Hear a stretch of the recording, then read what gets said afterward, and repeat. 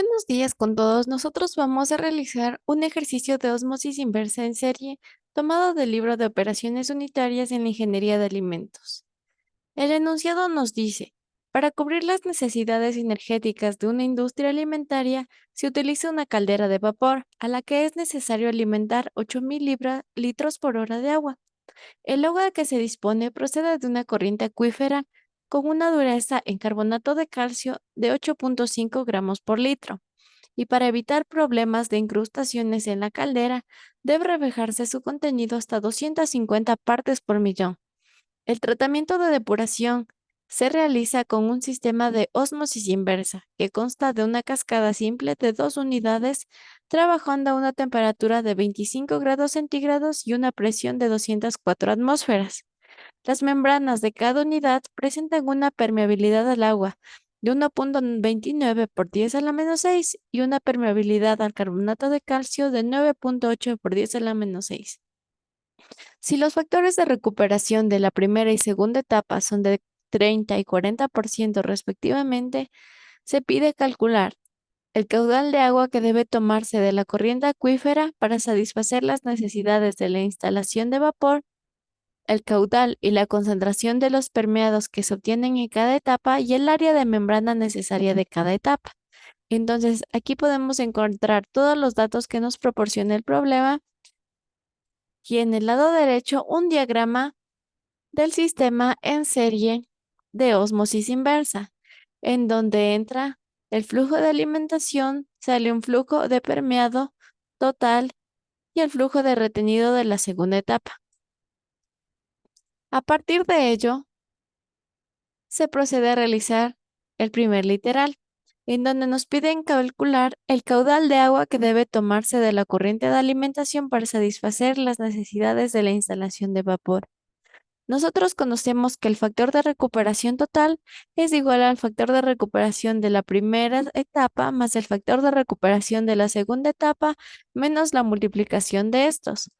Y cada factor de recuperación es igual al flujo del permeado en cada etapa sobre el flujo de alimentación en cada etapa respectivamente. Conociendo los valores de los factores de recuperación, se obtiene el factor de recuperación global.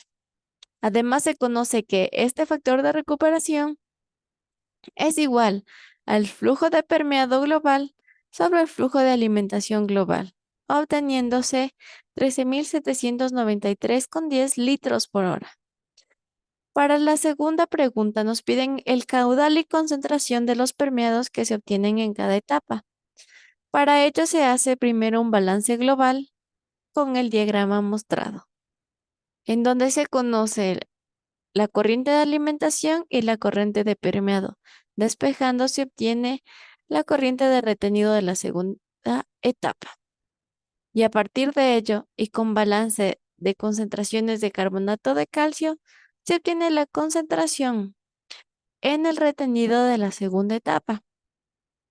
Después de ello se realiza un balance global tanto para la primera como la segunda etapa, en donde se conoce factores de recuperación y se conoce varios flujos. Despejándose se obtiene el flujo de permeado y el flujo de retenido para la segunda etapa y el flujo de permeado para la segunda etapa. Ahora, necesita realizar el cálculo de la velocidad de paso a través de la membrana. Para ello, primero se calcula la presión osmótica con los valores que ya se mostraron anteriormente. Sin embargo, para calcular la densidad de flujo del carbonato de calcio, se requiere asumir un valor de concentración del permeado global de 0.025, que es lo que nos daban en el ejercicio. Este valor es asumido en tanto que el valor de la concentración 2 ya es conocido, dado que ya se calculó anteriormente. Con estos valores se procede a calcular las densidades de flujo del agua y del carbonato de calcio, y a partir de ellas la densidad de flujo global. Con esto se calcula el valor de las moles de carbonato de calcio por moles de mezcla, con la relación descrita. Además, para poder obtener la concentración, se asume un peso molecular y una densidad de mezcla iguales a la del agua, a partir de la ecuación mostrada aquí en esta parte. Con esto ya se puede tener la concentración del permeado en la segunda etapa. Ahora, para obtener un valor exacto, se requiere iterar.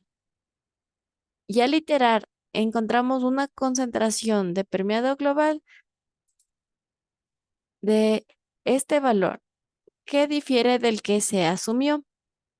Entonces, con el valor encontrado, se vuelven a realizar los cálculos y se obtiene que el valor de la concentración en el permeado en la segunda etapa es de 0,000431 moles de carbonato de calcio por litro, obteniéndose las concentraciones en los permeados 2, así como en el permeado 1. Como se puede ver, a partir de balances de masa de carbonato de calcio, para encontrar la concentración en el retenido de la primera etapa y con ello la concentración del permeado en la primera etapa. Se procede también a calcular la densidad de flujo para el agua en la primera etapa. Como tercer punto, se requiere calcular el área de membrana para cada etapa, con la fórmula en donde el área de membrana es igual al valor del flujo de permeado sobre la densidad del flujo del agua, de donde con valores obtenidos anteriormente y relacionándolos con su peso molecular, se obtiene el valor en moles por segundo y con ello se obtiene un valor del área de membrana para la segunda etapa de 23,78 metros cuadrados y para la primera etapa de 24,98 metros cuadrados. Muchas gracias por su atención.